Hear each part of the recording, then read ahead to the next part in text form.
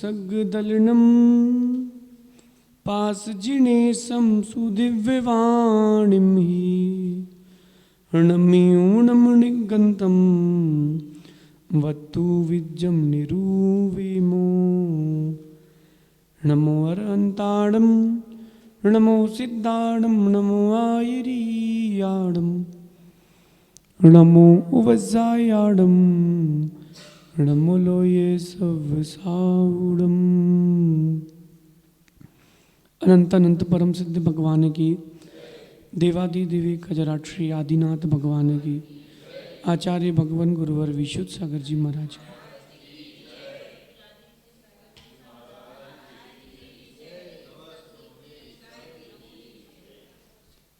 यहाँ हम सभी जिन आगम के अनुसार वास्तु यानी ग्रह एवं मंदिर निर्माण की विद्या का अध्ययन कर रहे हैं। ये विद्या जो है द्वादशांग की अंतरंग की है। वास्तु कोई मिथ्यात्व नहीं है, वास्तु कोई अनुपयोगी वस्तु नहीं है। अपन ने कल यहाँ पर स्पर्श रस गंध और वर्ण के आधार पर भूमि का शुभाशुभ पढ़ा था कि स्पर्श करके जहाँ ठंडी में गर्म स्पर्श आए, गर्मी में ठंडा स्पर्श आए और वर्षा काल में ठंडा गर्म दोनों आए, वो क्या है? शुभ है। लाल जिसकी मिट्टी है, रंग लाल है, वो भूमि शूद्रों के लिए उपयुक्त है। शूद्रों के लिए कौन सी? लाल वाली। क्षत्रियों के लिए वो ऊर्जा देगी। अब आपके लिए कह रहे हैं जो कठोर है वहां उद्योग वगैरह लगाइए। उद्योग, सभागार बनाइए और बड़े निर्माण वहां कर सकते हैं। और भी प्रकार से गंध के आधार पर भी और रस के आधार पर भी अपन ने यहाँ समझा था। आज यहाँ प्रश्न नंबर 10। हाँ, नहीं, मंदिर नहीं बना सकते क्योंकि ऊर्जा नहीं मिलेगी। अब आपको एक बात इसमें बीच में बताते हैं, प्रश्न किया तो, जिस भूमि में ऊर्जा नहीं हो वहाँ भी ऊर्जा जागृत की जा सकती है इस स्फटिक के माध्यम से। जो स्फटिक होता है उसकी जो वेस्ट टुकड़ी आती है ओरिजिनल वाली, देखिए आप लोगों ने? नहीं देखी? देखना है? हाँ, बाहुबली को बोलना लाके देगा 2 पत्थर जो चढ़ाते हैं ना, वो पत्थर नहीं, मैं आपको दिखाता हूँ, सुनिए। ओरिजिनल स्फटिक के पत्थर जो आते हैं इतने बड़े बड़े आपको दिखाते हैं अभी हम। ओरिजिनल, उससे क्या होता है, वो आपको पॉजिटिव एनर्जी देगा। पानी गिरता है बाहर, ठंडक कहाँ होती है? अंदर। पानी गिरता बाहर, न नहाते हो न धोते हो, ठंडक कहाँ मिलती है? अंदर। ऐसे ही निमित्त नैमित्तिक संबंध है। स्फटिक आप लगाते हो फर्शों पर, पिलर में भरते हो, डालते हो, ठंडक मिलती है अंदर। नेगेटिव एनर्जी आपकी जाएगी, पॉजिटिव एनर्जी ही आएगी। अब चलते हैं, यहां कह रहे हैं जाति के आधार पर भूमि का शुभ वर्ण। सफेद वर्ण की भूमि ब्राह्मणों के लिए, लाल वर्ण की भूमि क्षत्रियों के लिए, पीली वर्ण की भूमि वैश्यों के लिए, काले वर्ण की भूमि शूद्रों के लिए लाभकारी होती है। ये रहने के लिए बोल रहे हैं, खेती के लिए नहीं कह रहे हैं। गृह अथवा दुकान के निर्माण के लिए कह रहे हैं। जिनालय, व्यवसाय और धर्मशाला आदि के लिए श्वेत, पीत, पांडु वर्ण की भूमि लाभकारी कही गई है। पांडु यानी ऑफ वाइट, लाभकारी है। श्वेत, पीत और पांडु। जिस भूमि पर कुश उगे, कुश समझते? कुश घास होती है कुश नाम की, वो ब्राह्मणों के योग्य है। जिस भूमि में दूर्वा उगे वो क्षत्रियों के योग्य है। जिस भूमि पर फल एवं पुष्प उगे वो वैश्यों के लिए योग्य है। और जहाँ पर तृण उगे वहाँ पर शूद्रों को रहना चाहिए। ये क्या कह रहे हैं? सहज जो सहज उग जाता है ना, उसके लिए कह रहे हैं।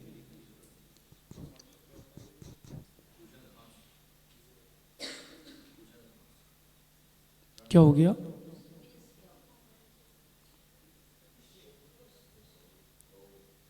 कुश मिट्टी के कच्चे। अब यहां पर जो है, यहां पर एक बात लिखी हुई है, भूमि का परीक्षण कैसे करें कि भूमि किसके योग्य है।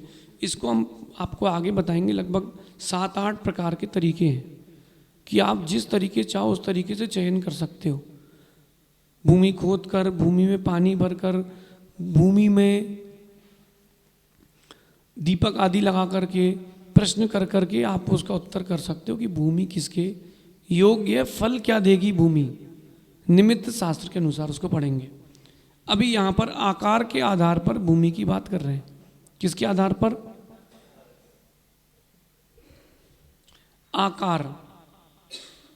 गृह निर्माण यानी अथवा मंदिर निर्माण के लिए जहाँ कहीं भी भूमि का चयन किया हो, उस भूमि की चारों दिशाओं में जाकर सावधानी पूर्वक उसका आकार देखना चाहिए और माप करके उस भूमि का शुभाशुभ ज्ञात करना चाहिए। देखिए,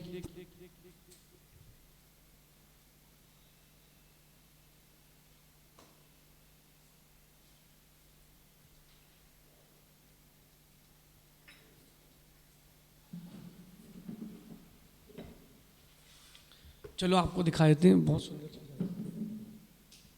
ये क्या है? स्फटिक का पत्थर है, बड़ा आराम से छूना पड़ता है, कांच जैसा काम करता है। लाइट बंद करो, आपको फिर हम दिखाते हैं एक चीज। अब ये वाली बंद करो और देखो। अब अंधेरा जितना होगा आपको देखने मिल सकता है, बाकी रात को दिखा देंगे ना। चिंगारी दिख रही है क्या? चिंगारी, हाँ। अब अंधेरे में आपको और चीज दिखेगी, मेरे को तो क्लियर दिख रही है अभी। ये ओरिजिनल स्फटिक होता है जिसमें चिंगारी निकलती है। अभी अंधेरा होगा तब आपको अच्छे से समझ में आएगा। तो ये स्फटिक के पत्थर परस्पर में स्फटिक को रगड़ने से आपको चिंगारी दिखेगी। ये ओरिजिनल चीज है, ठीक है ना। तो इससे आपको पॉजिटिव ऊर्जा बहुत मिलती है। तो इसके 3-4-5 टुकड़े करके आप अगर रखते हो, फर्श में डाल दो, तो बाकी जैसे सिवनी में अभी वेदी बनी है भगवान की, तो वहाँ लगभग 100 किलो स्फटिक डलवाया हमने, 2 वेदियों में मात्र 100 किलो स्फटिक के पत्थर। इससे बहुत पॉजिटिव एनर्जी आती है। और समझदार व्यक्ति से लोगे तो आपको धन, वास्तु में धन का खर्चा ज़्यादा नहीं है, सोर्स का खर्चा ज़्यादा है। आपको सही सोर्स मिल जाए, 125-150 रुपये किलो में अच्छा स्फटिक मिलता है। कितने? हाँ, अपन को डिज़ाइन तोड़ना चाहिए, हमको तो पत्थर चाहिए। तो जिनके पास जुगाड़ है वहाँ सब मिलता है, नहीं तो यही चीज़ 2000 रुपये किलो में भी नहीं मिलेगी ओरिजिनल। गृह निर्माण, मंदिर निर्माण, दुकान का निर्माण हो, कुछ भी हो, आपको ज़रूर प्रयोग करना चाहिए।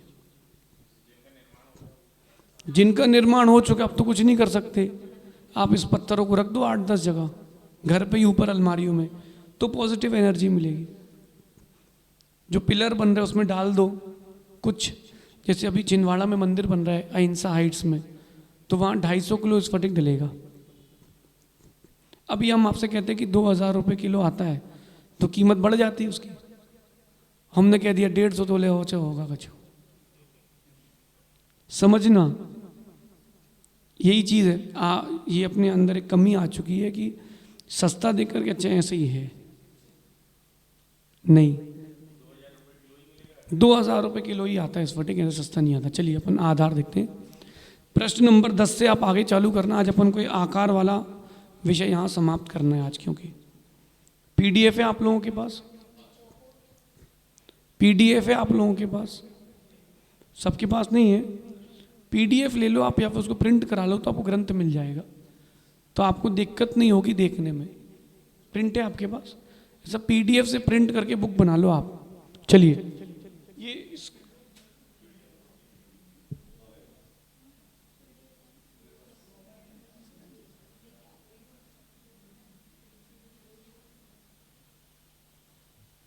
माना कि ये स्क्वायर है, स्क्वायर समझते हैं, चारों तरफ यानी वर्ग। जो भूमि स्क्वायर है वो सबसे उत्तम है।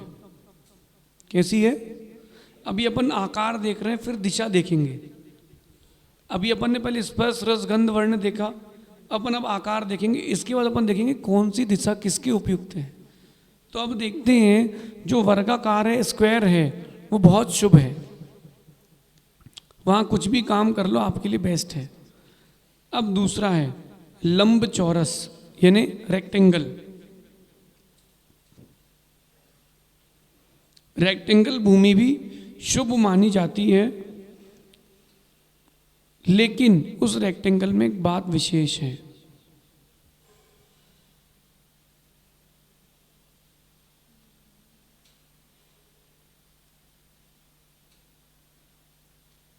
ये वही रेक्टेंगल, चलिए ये क्या है अपना,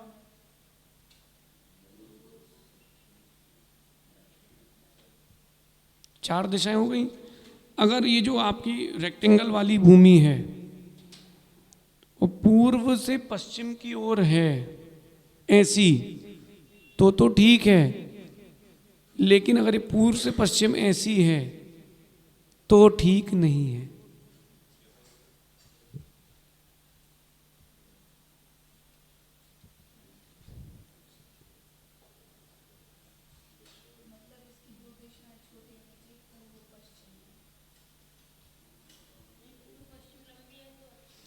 अब आपने प्रवेश यहां से किया, ये ऐसी हो गई ना। क्यों कह रहे हैं? सूर्य उतनी अधिक देर तक उस जगह रहेगा, वो भूमि उतनी गर्म करेगी। अगर इसको और देखते हैं अपन, चेंज करते हैं इसको,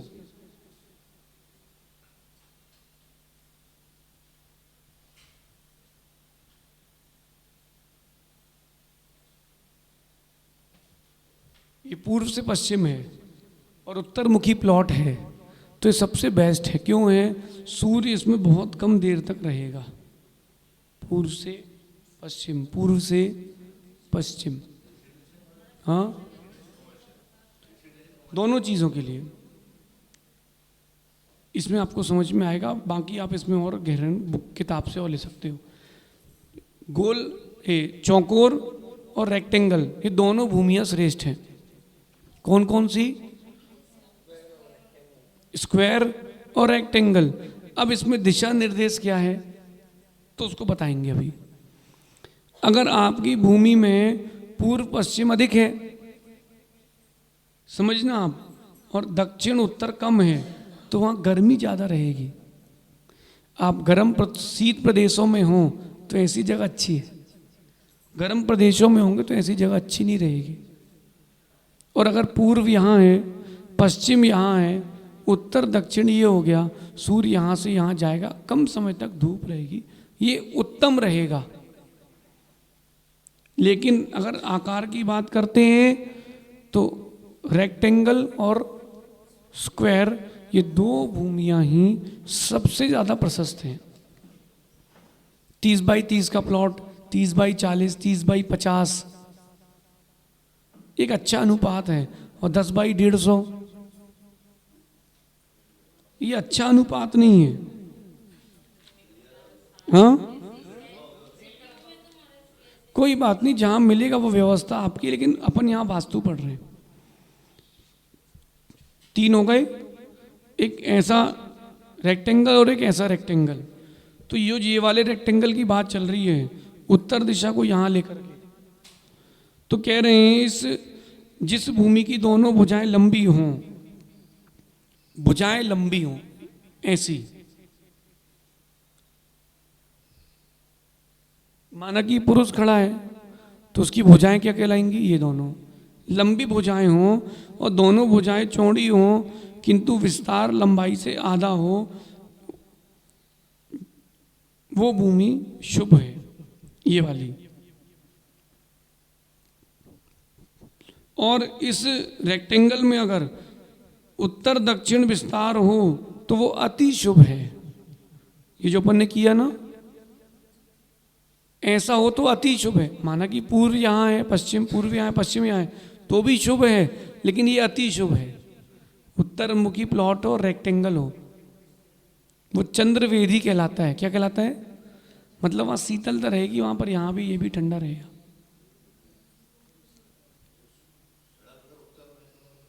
हाँ, चलिए, अपने अपने घर का वास्तु मत लगाना, अब यहाँ पढ़ना। नहीं तो हमने और भी जगह पढ़ा है, तो लोग पहले अपने घर का वास्तु लगाते हैं। महाराज जी अगर ऐसा हो तो हमने आपके घर की समस्या अपन बाद में देखेंगे। लंब चौरस भूमि मतलब ये वाली, ऐसा रेक्टेंगल हो तो इसको नाग पृष्ठ भूमि भी कहते हैं। ये भी शुभ होती है, किंतु इस भूमि पर पूर्व पश्चिम का विस्तार अधिक है और दक्षिण उत्तर का विस्तार कम है ना। अतः यह सूर्य वेदी कहलाती है। मतलब सूरज इसमें ज्यादा देर तक रहेगा कि नहीं भाई? पूर्व से आएगा, पश्चिम तक जाएगा तो अधिक देर तक रहेगा ना। इसमें निवास करने वालों को सुख शांति की प्राप्ति कम होती है।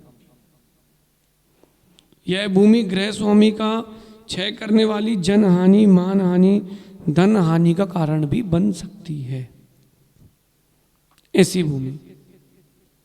चलिए, अब यहां पर एक प्रिंटिंग मिस्टेक है किताब में, इसको ठीक कर लेना आप। 4 की जगह का चित्र 5 नंबर में है और 5 नंबर का चित्र 4 नंबर में है। अब देखिए एक और आकार दिखाते हैं। हाँ, लंबी ज्यादा थी, चौड़ी कम है, तो इसमें क्या होता है? सूर्य अधिक देर तक रहेगा। कारण क्या है उसका? सूर्य अधिक देर तक रहेगा तो वो तपेगी, सूर्य कम देर तक रहेगा तो अच्छा रहेगा। अपन भारतीय हैं, यहाँ उष्ण प्रदेश है ये, इसलिए। अब देखिए, एक जमीन होती है गोमुख,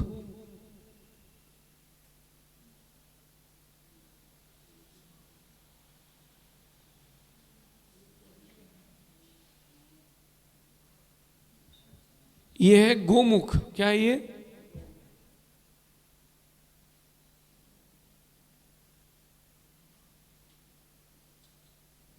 और ये है सिंह मुख। ये अपने घर का द्वार यहां से ले रहे, ये रोड है, समझना। गोमुख और सिंह मुख, जिस भूमि की मुख भुजा लंबी हो और पृष्ठभूमि छोटी हो, ये सिंह मुख कहलाती है। शेर को देखा आपने? चेहरा बड़ा होता है, पीछे कम होता है। गाय का चेहरा छोटा होता है, पीछे से। यह भूमि व्यवसायिक केंद्र और वाणिज्य संस्थान के स्थापना के लिए अति श्रेष्ठ है, व्यापार के लिए, लेकिन निवास के लिए श्रेष्ठ नहीं है। यहाँ व्यापार करना, निवास नहीं करना। किस पर? सिंह मुख में। और वैसे ही अब इसका विपरीत करते हैं पर अपन लोग, तो मुख भूमि छोटी हो और नीचे का पीछे का भाग चौड़ा हो, तो ऐसी भूमि पर निवास करने से सुख संपत्ति की वृद्धि होती है, कीर्ति फैलती है। ये भूमि, ये व्यापार के लिए। ये किताब की पीडीएफ में चित्र उल्टा हो गया है। गोमुख, सिंह मुख, शेर बन के रहना है। सिंह मुख, व्यापार के लिए सिंह मुख, और ग्रह के लिए गोमुख। कभी भी प्रयास करें कि कटी वटी जमीन तो ले ही ना, और मिल भी गई है तो 2-4 फीट का राग मत करो, छोड़ दो। आप तो चौरस ही निकालो। चलिए, अब आगे देखो। षटकोण भूमि, षटकोण समझते ना कि चित्र बनाए, आ गया। षटकोण भूमि जो है वो अशुभ है। गोल भूमि जो है वो गृह स्वामी को सुख शांति देती है। गोल, ये गोल प्लॉट कहाँ मिलते जो पहले ग्राउंड बनते थे, बाद में बिकते हैं वो भी। तो गोल जो है वो भूमि आपके लिए सुख शांति देगी, गृह स्वामी के लिए। अब यहां कह रहे हैं, देखो 8 नंबर का चित्र देखना।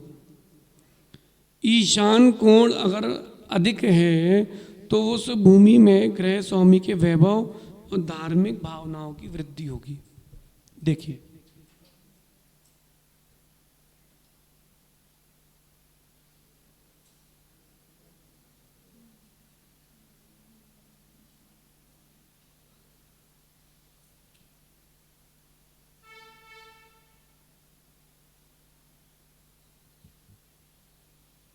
ये कौन सी दिशा है? हैं? भूल गए?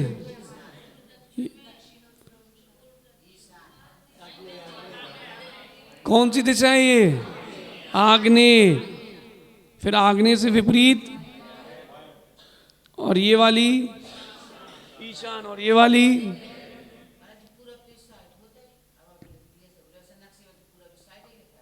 देखिए, ये पूर्व दिशा है ना? तो पूर्व उत्तर का कोना क्या हुआ? आपके कहने से दिशा नहीं होती, जहां दिशा बनाओ वहीं होती है। अभी कहाँ है पूर्व? चलिए सुनिए, इधर देखिए, ये पूर्व है, कोना ज्यादा है ना ये। अगर आप इसके 9 भाग करते,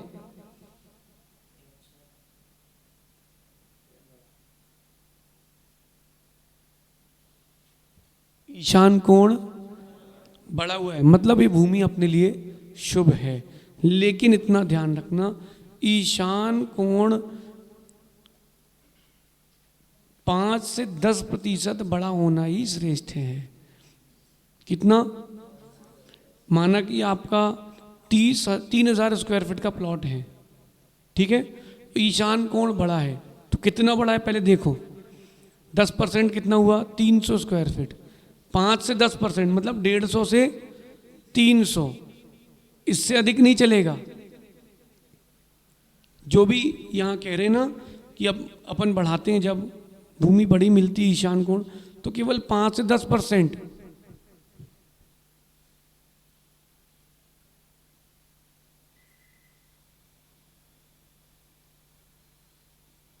अब इसमें भी ईशान कोण बड़ा है कि नहीं? लेकिन देखो,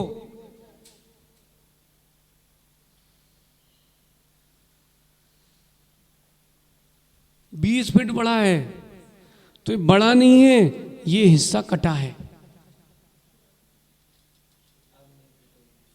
इसका आग्नेय कट गया। अब आग्नेय कट गया तो क्या होगा? आगे बताएंगे कि उसको सेकेंडरी लॉस होगा। जिसकी आग्नेय कट चुका है उसका सेकेंडरी लॉस होता है।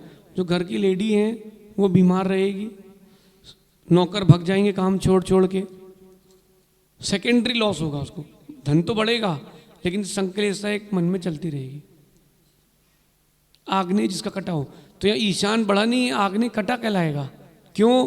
क्योंकि वृद्धि मतलब 5 से 10% ही ग्रहण की जाती है। आया समझ में? अब ये जो ईशान कोण है 2 तरफ बढ़ सकता है, एक उत्तर में भी, एक पूर्व में भी।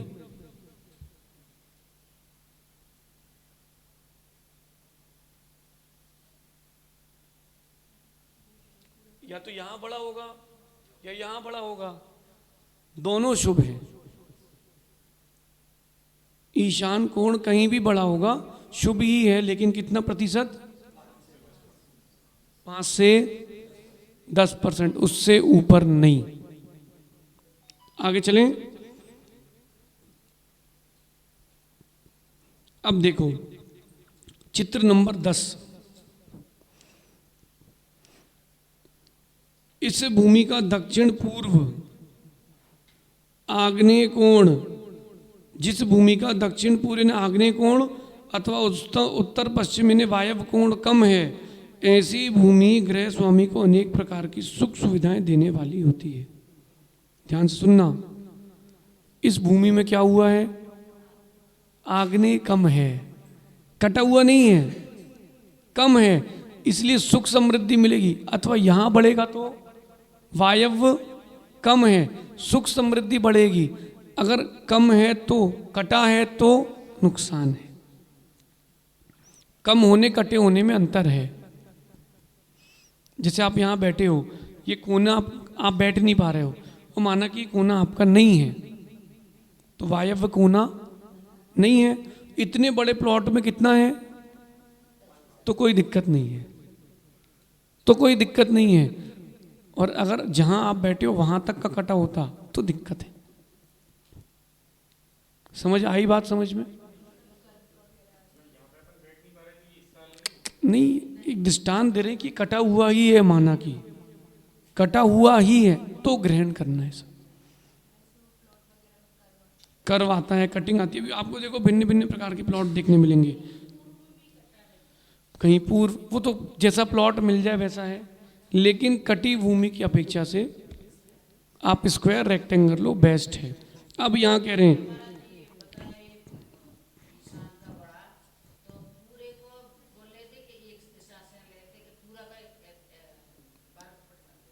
पूरा वर्ग फीट लेंगे। जैसे सुनो, आपका प्लॉट 10 बाई 10 का है, माना कि कितनी बाई कितने का, 30 बाई 30 का है, तो माना कि 30 बाई 30 का है, तो आपके लिए 100 स्क्वायर फीट की एक एक दिशा हो गई। अपन ने पढ़ा था ना पहले दिन, 100 के, ब्रह्म स्थान भी 100 फीट का। अब उसमें ईशान कोण कितना बड़ा हो, पूरी अनुपात से 5%, पूरे अनुपात से 5%, और अधिक से अधिक 10, उससे ऊपर ना हो, तो वो भूमि लाभदायक है। अब पूरा प्लॉट कितने स्क्वायर फीट का हुआ, 900 कितना, तो 90 बढ़ाओगे तो ईशान कोण डबल नहीं हो गया? नहीं चलेगा। ईशान कोण का लेना, जो दिशा का हिस्सा है, ईशान कोण का कितना हिस्सा कहलाया,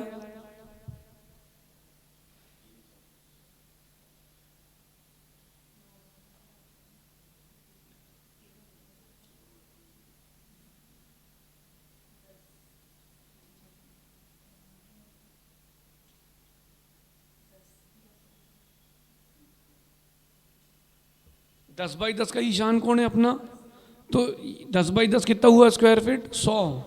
अब ये 5 या 10 स्क्वायर फीट तक चलेगा, पूरा इसका नहीं लेना, फिर तो गड़बड़ हो जाएगा। फिर तुम्हारा 100 का 150, 90, 190 नहीं हो जाएगा ईशान कोण।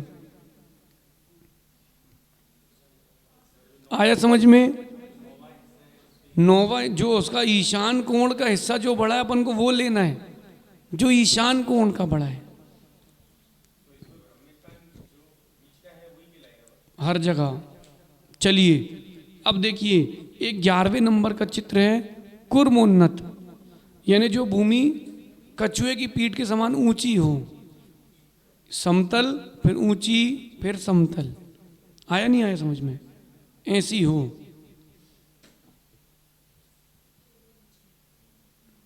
आजू बाजू चारों तरफ से नीची और बीच में ऊंची, तो ऐसी भूमि के लिए कह रहे हैं जो भूमि मध्य भाग में ऊंची हो, अन्य सभी दिशाओं से नीची हो, ऐसी भूमि कूर्मोन्नत कहलाती है। और यह भूमि गृहपति के व्यापार का सुख, वैभव और उत्साह का वर्धन करने वाली है।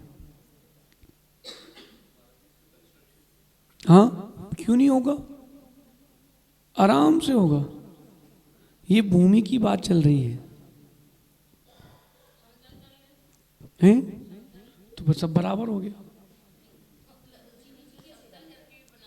सब बनता है। आप लोगों के पास सब व्यवस्था है, सब बनता है। चलिए सुनिए, अंडाकार भूमि यानी ओवल, ओवल शेप बताते हैं, ओवल शेप, ओवल शेप भूमि मतलब अंडाकार। ये भूमि यदि मध्य में अंडाकार उन्नत है, भूमि यदि अंडाकृति है तो अशुभ है, किंतु मध्य में अगर ऐसा है तो शुभ है। भूमि अगर अंडाकार ही है तो अशुभ है, छोड़ दो। कुछ जगहें फ्री में मिले तो भी मत लो। जैसे गर्मी में आपको सरसों का समोसा दिया जाए गरम गरम, तो क्या करोगे? हैं? नहीं खाओगे, अपन तो नहीं खा पाएंगे। और भूखे मर रहे हो, ट्रेन में बैठे हो, कुछ नहीं मिल रहा है तो भी नहीं खाना। वैसे तुम्हारे पास खाली पेट है, 10 तो और लगेंगे, सब बाहर निकल जाएगा, सब चिल्लर हो जाएंगे नोट। उससे अच्छा भूखे रह के पानी पी करके दिन निकाल देना श्रेष्ठ है। ऐसी जो भूमि अयोग्य है उस भूमि को नहीं क्रय करना चाहिए। त्रिकोण भूमि 13वें नंबर पर, ये भी अशुभ है। अब यहाँ पर भिन्न भिन्न प्रकार के चित्र बने हुए देखिए। मृदंगाकार ये अशुभ है, अर्धचंद्राकार अशुभ है, पंखे के समान, बीजने के समान, जो हवा करते ना पंखा, उसके समान भूमि वो भी अशुभ। धनुषाकार, ऐसी जगह कहाँ मिलती है? मिलती है व्यापार के लिए भी अशुभ ही है। अब जिस भूमि में अन्य कोने बड़े हुए हों, वायव्य बड़ा है, आग्नेय बड़ा है, नैऋत्य बड़ा है, ऐसी भूमि भी ना खरीदें। खासकर जिस भूमि में ईशान कोण कटा हो वो भूमि कदापि ना ले। एक व्यक्ति का आपको हम दृष्टांत सुनाते, नाम नहीं बताएंगे।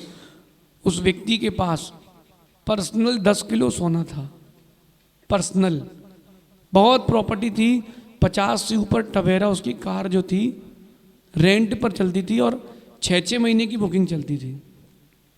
उसने एक भूमि खरीदी और बिल्डिंग बनाई। कहाँ उसने? ईशान कोण में एक बिल्डिंग बना दी, ईशान में, एक दक्षिण में, एक तरफ होटल और एक तरफ खाली जगह थी, उसने बिल्डिंग बना दी। और उसको पैसे की जरूरत पड़ी तो उसने ईशान कोण अकेला बेच दिया। जिस दिन से उसने ईशान कोण बेचा उस दिन से उसने 1 लाख रुपए रोज का ब्याज भरा 15 साल तक। कितना? 1 लाख रुपए का ब्याज 15 साल तक, वो व्यापार बंद हो गया। ये आपको हम फैक्ट बता रहे हैं। क्यों? ये ईशान कोण मतलब देव स्थान, कुबेर का स्थान। तुमने अपना कुबेर ही बेच दिया, अब तुम्हारे पास क्या बचेगा? इसलिए कभी जमीन लेकर के बेच भी रहे हो, कुबेर का स्थान अपने पास रखना। जो ईशान कोण है वो अपने पास रखना।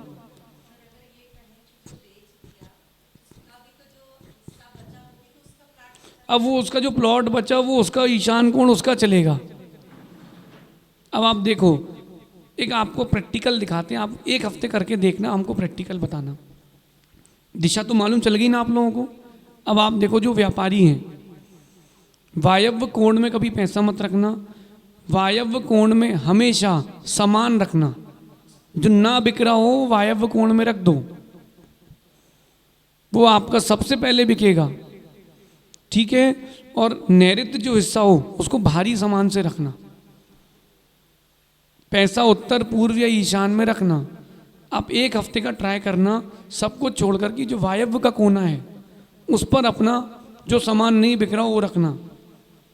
1 हफ्ते बाद आप बताना हमको, अगले संडे को, सैटरडे को, कि क्या हुआ। घर में कोई अनुपयोगी सामग्री है, देखो लेट बात कहाँ बनाते हैं? वायव्य में। क्यों? ये मल और मूत्र हमारे उपयोगी नहीं है, ये बहता रहे। चलिए 1 मिनट, अभी ये सब बताएंगे, तिजोरी के बारे में आगे आएगा, एक सामान्य ज्ञान दे रहे हैं। इस भूमि में जो और अन्य भूमि कह रहे हैं जहाँ आग्नेय कोण कटा हो, नैऋत्य कोण कटा हो, वायव्य कोण कटा हो, ईशान कोण कटा हो, ऐसी भूमि कभी ना लें। कटा हुआ समझ में आया ना? 5% है तो कोई बात नहीं, और जहाँ 5% से ज़्यादा है मतलब ओम नमः। और जो सूपाकार भूमि है, तिरछी मिर्ची सी, ऐसी भूमि भी ना लें। देखो कटी फटी भूमि का चित्र दिया हुआ 28 नंबर पर, टेढ़ी मेढ़ी भूमि का चित्र दिया है 27 नंबर पर। ऐसी भूमि कभी कभी भी ना लें। इस प्रकार से यहाँ पर अपन ने भूमि के आकार से भूमि का चयन किया है। किसके आकार से? कि जो भूमि हो कैसी हो। सबसे सुंदर क्या है? चौरस और वर्ग, यानी स्क्वायर और रेक्टेंगल। और अगर बीच से उठी हुई है तो श्रेष्ठ। अब देखो, जितने पुराने तीर्थ हैं वो पहाड़ों पे बनाए जाते हैं, बीच से उठा हुआ हो, लेकिन बीच से, किनारे से नहीं। अगर कोई पर्वत और लगी भूमि मिल रही है और पूर्व मुखी है तो लेना, दक्षिण मुखी हो तो मत लेना। क्या कह रहे हैं? ध्यान से सुनना। कोई आप जगह ले रहे हो,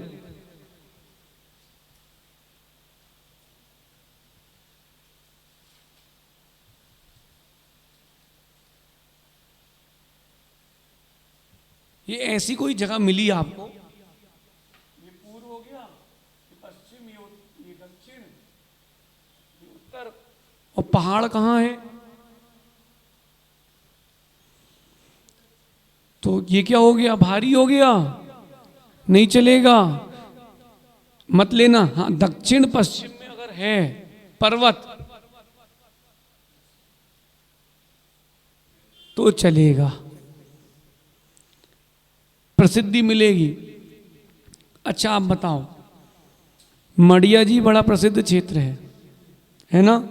दिशा पता है किसी को उसकी? आप लोगों को दिशा नहीं पता मड़िया जी की? जो पर्वत का हिस्सा है वो दक्षिण पश्चिम में, इसलिए पूरे भारत में नाम है मड़िया जी, प्रसिद्ध है। अभी से नहीं, पहले से ही पिसनहारी की मड़िया पहले से प्रसिद्ध। क्यों? वहां दक्षिण पश्चिम में पर्वत है, पूर्व उत्तर पूरा खाली है। आया?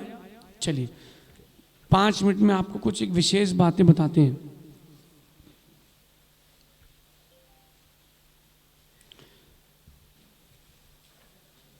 अपन ने कल समझा था कि जो बीच का ब्रह्म स्थान है भारी करते हैं। इसमें आपको हम आगे आगे पूरा बताएंगे, दीवार कहाँ कितनी मोटी हो, कहाँ कैसा क्या हो। ब्रह्म स्थान खाली पढ़ा था अपन ने ना कल, रिक्त हो साफ हो। आज अपन लेते हैं आग्नेय दिशा को। किसको? आग्नेय दिशा। वहां पर क्या करें क्या ना करें, कहां पर क्या करें और क्या ना करें। सुनिए, आग्नेय दिशा में भूमि सतह समान हो, सामान्य फ्लोर की अपेक्षा से वो ऊंची नीची ना हो, समान हो। पहला पॉइंट।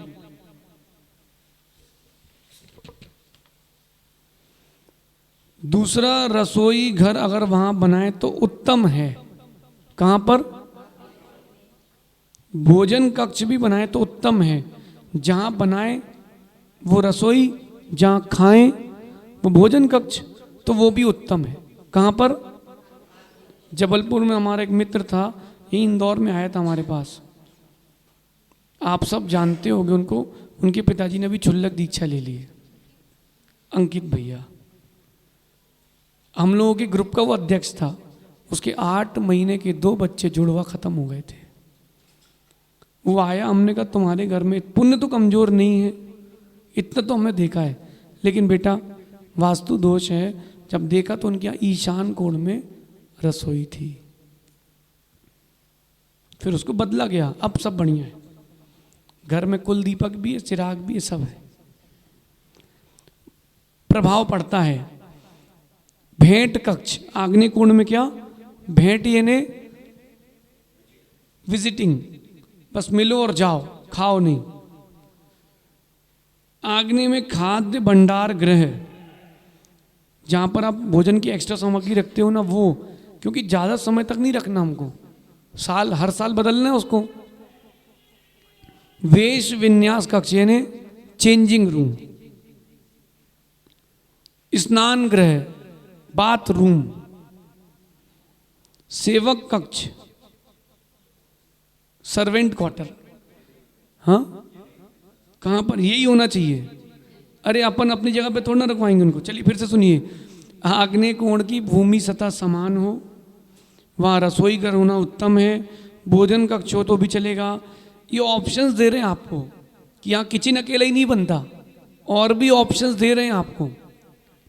भेंट यानी विजिटर्स रूम, खाद्य भंडार गृह, चेंजिंग रूम यानी वेश विन्यास गृह, स्नान गृह यानी बाथरूम, सेवक कक्ष यानी सर्वेंट क्वार्टर्स, लघु शंका, छोटा सा कोई स्थान बनाना लघु शंका का, तो आग्नेय में। वस्त्र धोने का स्थान आग्नेय में। बर्तन धोने का स्थान आग्नेय में। ये ऑप्शंस दिए जा रहे हैं आपको। तलघर मात्र आग्नेय संबंधित व्यापार के लिए। अगर आपको तलघर बनाना है और आग्नेय कोण में बना रहे हो, तो आपका व्यापार अग्नि संबंधी, जैसे लाइट फिटिंग्स, वायर, कोयला, अग्नि संबंधी व्यापार हो तो अग्नि कोण में तलघर हो। ईशान से ऊंचा हो। कैसा हो? ईशान कोण से थोड़ा सा ऊंचा हो। अथवा विद्युत आपूर्ति यानी वो मीटर, देखो यहाँ कहाँ लगा है मीटर सिस्टम, वायर सिस्टम, यहाँ चलेगा, लेकिन नीचे वाला नहीं चलेगा। जो नीचे लगा ना वो नहीं चलेगा, वो आग्नेय में ही चलेगा। अग्नि तत्व संबंधी जो भी आपको अग्नि संबंधी काम करना वहां करें।